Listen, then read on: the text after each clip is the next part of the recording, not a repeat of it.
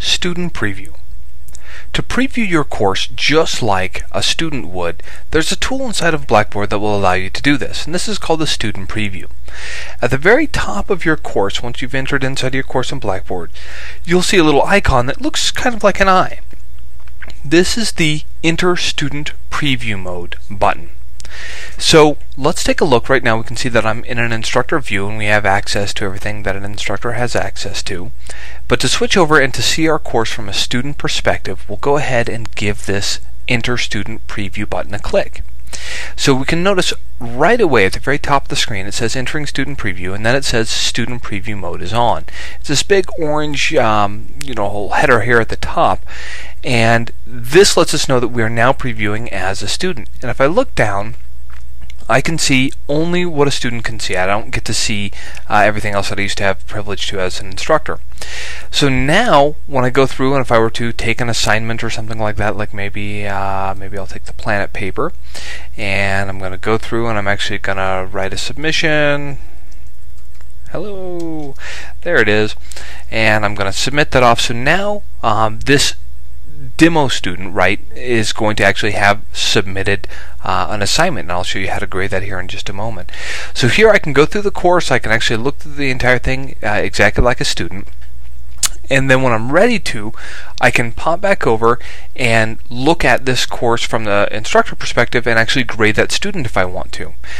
It's important to look at the settings just before we head out, and so let's look at the settings real fast. So if we click on settings, there are two different settings that I want you to be aware of.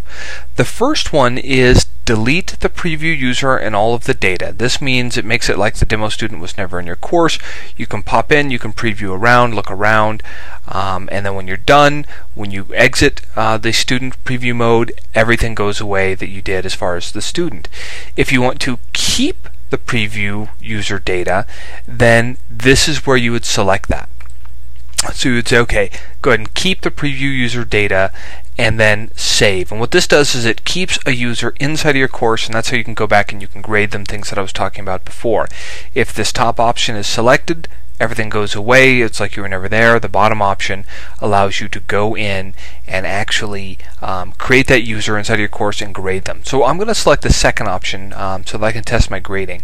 And I'm going to go ahead and save, and then I'm going to exit this preview. And you can see it saying Exit Student Preview, brings us back into an instructor view. And what I'm going to do is I'm going to come down here and actually I'm going to look for that planet paper that the demo student attempted. Let's see if we can't find that paper here.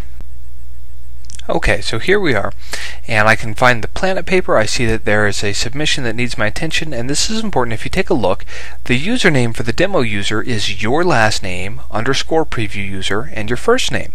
So again, your last name underscore preview user and your first name, there it is.